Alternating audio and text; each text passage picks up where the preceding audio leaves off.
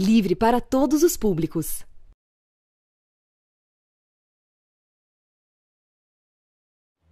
Olá! Há uma sensação de que a pandemia está perdendo força, mas o Brasil continua registrando mais de 1.000 mortes diárias pelo coronavírus.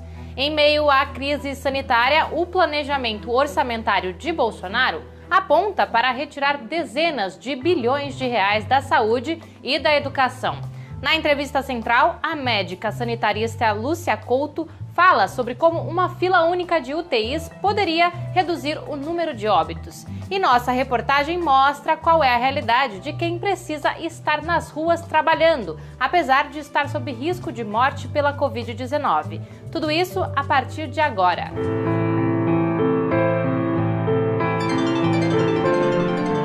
Central do Brasil. Bolsonaro tem até o final de agosto para enviar o orçamento de 2021 para o Congresso Nacional. A proposta que está sendo elaborada pela equipe de Bolsonaro prevê mais dinheiro para o Ministério da Defesa e corte de cerca de 4 bilhões de reais na educação. As escolhas orçamentárias reforçam que, mesmo com a pandemia, saúde e educação não são prioridades desse governo. Camila Piacese traz mais informações. Ano que vem, o orçamento está mais apertado do que dos anos anteriores, porque houve um crescimento das despesas obrigatórias que ocupam quase 95%. Dos 5% que sobraram, o governo optou por blindar do chamado contingenciamento as despesas militares. Serão 5,8 bilhões de reais a mais, um acréscimo de quase 50%, enquanto a educação deve ter um corte de 18,2%, deixando de destinar 4,2 bilhões para a educação pública. A verba para a saúde também deve diminuir. Para a economista e moradora de Campinas, Graziele Davi, a pandemia não vai terminar no dia 31 de dezembro e os efeitos na saúde das pessoas podem ser de longo prazo. Por isso, tendem a usar mais os serviços públicos. Então, o governo, ao declarar redução de orçamento e não ampliação, ele ignora que a gente vive um cenário de pandemia. Além disso, isso promove um retrocesso na garantia de um direito, o que vai contra tratados internacionais de direitos humanos. Não é a primeira vez que o governo Bolsonaro opta por dar preferência para os investimentos na área militar. Em uma análise dos 2 primeiros anos do governo, é possível perceber mais dinheiro para a defesa do que para a saúde e educação juntas. A situação é ainda mais preocupante por causa da manutenção da Emenda Constitucional 95, que já retirou 22 bilhões de reais do Sistema Único de Saúde, o SUS. O economista e deputado federal do PT do Paraná, Enio Verri, acredita que haverá uma mobilização popular muito grande. A população ela pode até não ter muita clareza sobre o quanto de negativo representa este governo, mas sem dúvida nenhuma, ela sabe que educação e saúde é muito mais importante do que investir em submarino, em aviões e armas.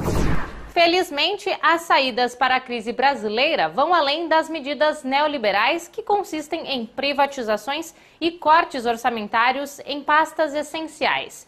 O economista Pedro Rossi faz um convite para uma formação que propõe pensar alternativas populares e justas para a crise nacional. Vamos acompanhar no Embarque Imediato. Embarque Imediato. Eu queria convidar vocês para o curso online A Crise Brasileira e as Saídas Populares. É um curso do Projeto Brasil Popular, totalmente gratuito, que traz 9 sessões que vão discutir a realidade brasileira e os caminhos para um projeto popular de reconstrução, de transformação da realidade brasileira, que traga novas utopias e novas formas de organização social que a gente precisa urgentemente discutir. Os trabalhadores dos Correios fazem parte da categoria dos trabalhos considerados essenciais durante a pandemia. A contradição é que a política de privatizações do ministro Paulo Guedes tem orquestrado demissão de funcionários e sobrecarregado o trabalho. A categoria está em greve desde terça-feira. Além de defenderem o serviço público, os trabalhadores exigem melhores condições de saúde para atuar em meio à pandemia. Segundo a Federação dos Trabalhadores em Empresa Brasileira de Correios e Telégrafos, 100 profissionais dos Correios já morreram por coronavírus. Apesar de começar a se espalhar uma sensação de que a pandemia está acabando, devido à reabertura do comércio em vários estados e à permissão do retorno das atividades não essenciais, o Brasil segue registrando cerca de 1.000 mortes por coronavírus por dia. Quem está precisando trabalhar enfrenta o medo de se contaminar e contaminar amigos e parentes que são do grupo de risco. É o que nos conta o repórter Afonso Bezerra. Trilhos do Brasil. A pesquisa Datafolha apontou que o isolamento social despencou agora no mês de agosto. Apenas 43% das pessoas entrevistadas dizem sair de casa apenas quando é inevitável. Em junho, este número era de 51%. O que preocupa neste cenário é a situação das pessoas que estão no grupo de risco, como é a situação da assistente social Juliana Pedro. Ela tem uma doença autoimune e hoje precisa estar presencialmente no trabalho. Muitas vezes é difícil para a gente do grupo de risco, porque a gente passa nos ônibus, nos alternativos e fica olhando a população no geral, meio que banaliza a morte, porque você fica se perguntando, né? Só você que está dentro de casa se cuidando, porque as pessoas estão nas ruas, sem usar máscara, estão indo para a praia, indo para os shoppings, então assim, é muito difícil, então a gente precisa cuidar muito da nossa saúde mental, só não da nossa, como também da nossa família. Esse dado revela a pressão do setor econômico para retomar as atividades e a postura passiva de muitos governos, sem falar na negligência do governo federal. Essa conduta do Estado acaba forçando muita gente a furar o isolamento. O engenheiro Vinícius Galeazzi tem 73 anos e desde março está em completo isolamento com a esposa. Sem contato com os filhos e netos, ele diz que o que incomoda não é a quarentena, mas a postura do governo Bolsonaro sobre a saúde dos brasileiros. Estamos levando a sério isso e a expectativa que tínhamos, claro, está se frustrando cada mês mais, em função de não termos tido no nosso país um comando central que segurasse efetivamente, né, com a certeza da ciência, que a gente poderia então ter tido um caminho muito mais curto, eu acho, né, comparando com outros países que tiveram por parte do governo central um comando e uma direção científica dentro de cuidados maiores. Vamos para a Parada Cultural conhecer a indicação de uma escritora negra contemporânea. A dica é da estudante Sheila Souza, da Bahia. Parada Cultural. Eu vim indicar a autora Bell Hooks, que é uma estadunidense, né, graduada em literatura estadunidense e inglesa, mestre e doutora, e que escreve também sobre gênero, raça, classe, feminismo e várias outras coisas que são extremamente caras, fazendo a ligação de todas essas coisas com a representação do negro na sociedade, principalmente nos veículos e mídias de grande massa. Nesse livro que eu estou indicando, que é o Olhares Negros, ela fala bastante da representação do negro na música, na televisão, nos filmes, e é muito bacana porque são debates e textos que nos fazem reflexões extremamente pertinentes para o momento que nós temos vivido no mundo, onde debater questões raciais tem sido tão importante e tão caras para que a gente melhore a sociedade que a gente vive. São 111 mil pessoas mortas por coronavírus no Brasil e quase 50 mil novos casos a cada dia. A implementação de uma fila única gerida pelo Estado poderia reduzir a quantidade de mortes com o uso de leitos particulares por pacientes do SUS.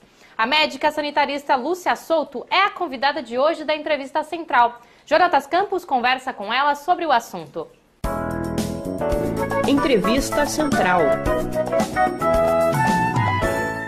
Olá, a nossa entrevista central de hoje é com a doutora Lúcia Souto. Ela é médica sanitarista, pesquisadora da Fiocruz e presidenta do Centro Brasileiro de Estudos da Saúde, o SEBS. Doutora, agradecemos a sua participação nessa entrevista central. Doutora, segundo os dados do Ministério da Saúde, 65% das vítimas da Covid-19 morreram em hospitais públicos. Essa estatística revela alguma falta de investimento no SUS ou é por causa de outros fatores como o perfil das vítimas?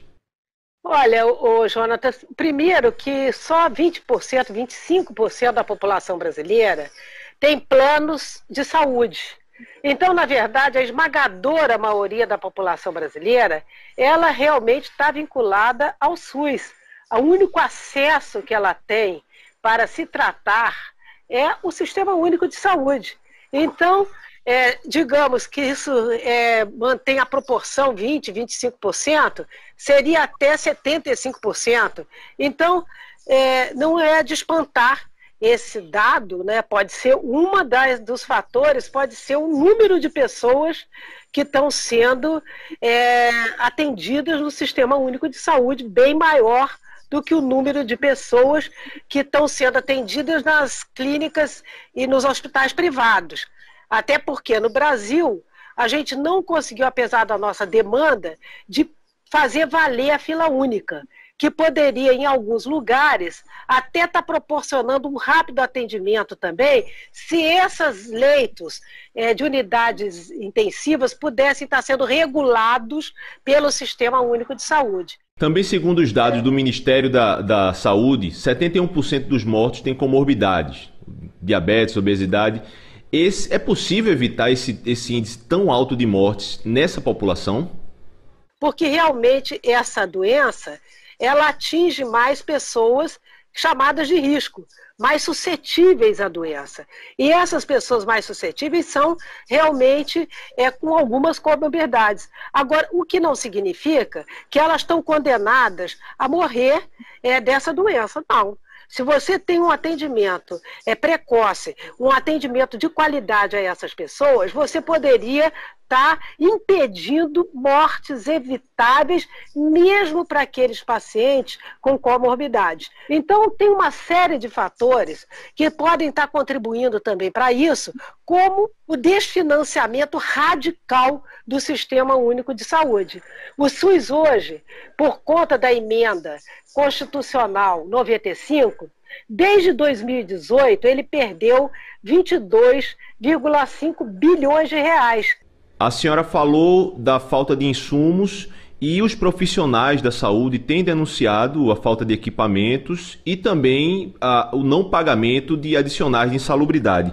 Então, eu lhe faço essa pergunta: como está a situação dos profissionais de saúde, enfermeiros, técnicos, médicos, etc.? Olha, é muito grave, porque tem vários estados que, como o SUS foi desestruturado, né? Na verdade, você teve a precarização do trabalho de uma maneira radical também no Brasil.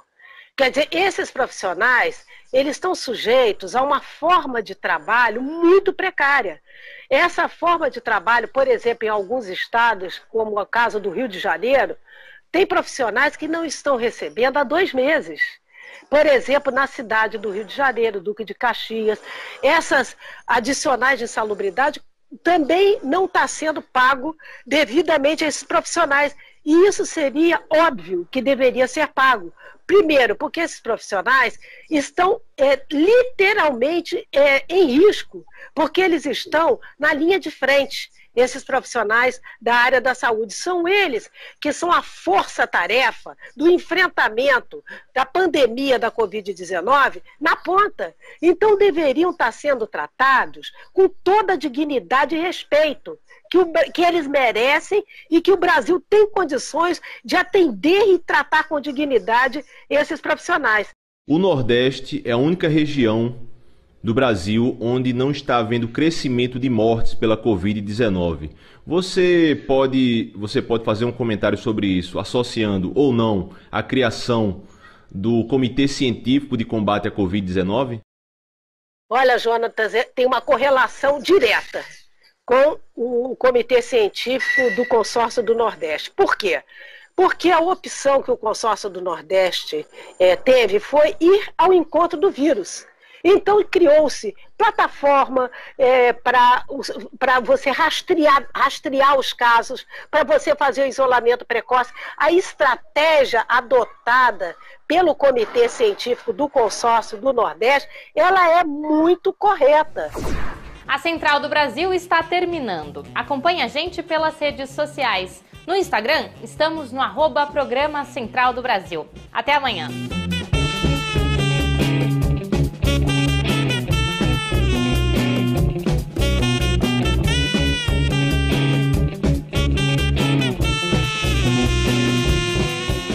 Central do Brasil, a rede de comunicação dos movimentos populares.